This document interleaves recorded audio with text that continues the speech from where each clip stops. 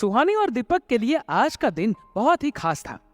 दोनों आज एक दूसरे के साथ 7 जन्मों के बंधन में बंधने जा रहे थे। दोनों के परिवार वाले बहुत ही खुश थे। सुहानी अपने माता पिता की इकलौती संतान थी। दीपक के पिताजी 3 भाई थे। दीपक के दोनों चाचा आस पास ही रहते थे, लेकिन सबके बीच में संबंध बहुत ही अच्छे थे। तीनों घरों के बीच आना जाना लगा रहता था। दीपक अपने सगे एक भाई और एक कजिन भाई बहनों के साथ बहुत मजे करता था। सुहानी को भी दीपक के भाई बहनों के साथ बहुत मजा आता था। सगाई से लेकर शादी के समय तक इन सभी ने बहुत अच्छा समय साथ बिताया। शादी के समय भी हर रस्म को सभी ने बहुत एंजॉय किया। सुहानी अक्सर दीपक से कहती, तुम्हारा परिवार सूरज बड़जात्या के परिवार की तरह ही लगता है। सुहानी को इस बात की तसल्ली थी कि चाचा चाची के घर अलग अलग है। वह जानती थी कि शादी के बाद मिलना जुलना लगा रहेगा, लेकिन घर अलग अलग है, इसलिए कोई दिक्कत नहीं होगी। सुहानी के लिए आज शादी के बाद पहला दिन था। सुहानी सोकर उठी तो देखा घर पर बहुत सारे लोग थे जो गप्पे मार रहे थे। दोनों चाची जी मम्मी जी के साथ रसोई में काम कर रही थी। सुहानी को कुछ समझ ही नहीं आ रहा था, ये सब इतनी सुबह सुबह यहां कैसे आ गए, जबकि उनके घर तो ऊपर नीचे अलग अलग है। अपने घर में उसे आराम से सुबह उठकर झूले पर बैठकर चाय पीने की आदत थी, लेकिन यहां देखा तो शोरगुल मचा हुआ था।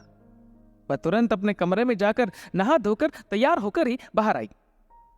चाची लोगों ने सुहानी से मजाक करते हुए कहा, सुहानी, नाश्ते का समय तो निकल गया, अब तो सीधा लंच ही मिलेगा। घर के सभी लोग जोर से हंसने लगे। बात मजाक की थी, लेकिन सुहानी को अच्छी नहीं लगी। सुहानी ने जो शादी के बाद की पहली सुबह के बारे में सोचा था, यह उसके पूरी तरह से विपरीत थी। जैसे तैसे उसने खुद को संभाला, हंसते हुए बात को टाल गई। रात तक इतनी भीड़भाड़ में रहते हुए सुहानी परेशान हो गई। दोपहर की नींद भी नहीं मिली, शांति से खाना भी नहीं खा पाई। 3-4 दिन तक बस ऐसा ही सिलसिला चलता रहा। सुहानी दीपक के साथ हनीमून पर जाने के लिए तैयारी कर रही थी। तब उसकी सास कमरे में आई और उन्होंने कहा, घूम फिर कर आना तो अपना मूड सही करके आना।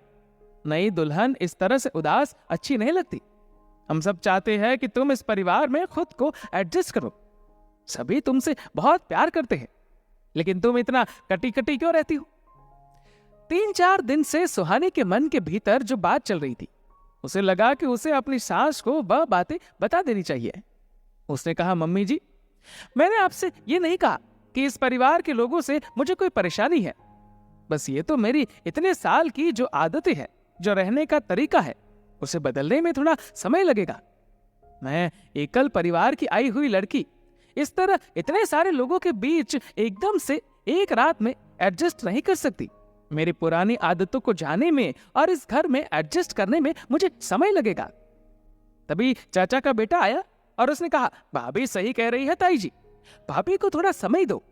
भाई, एक फोन से दूसरे फोन में डेटा ट्रांसफर करते समय थोड़ा वक्त तो लगता है।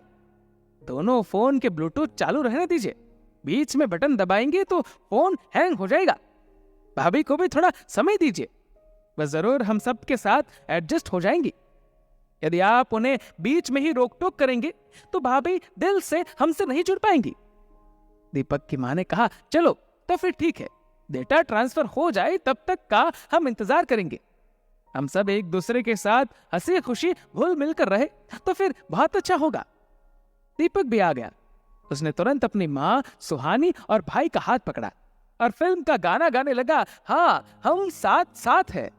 बेटी जब बहू बनती है तो थोड़ा उसे वक्त चाहिए ताकि वह नए परिवेश में खुद को एडजस्ट कर सके। थोड़ा समय जरूर दीजिएगा। और इस वीडियो को लेकर आपकी क्या राय है, नीचे कमेंट करके जरूर बताएगा। और अगर आपको वीडियो अच्छा लगा हो तो इस वीडियो को लाइक करेगा, शेयर करेगा ज्यादा से ज्यादा लोगों तक,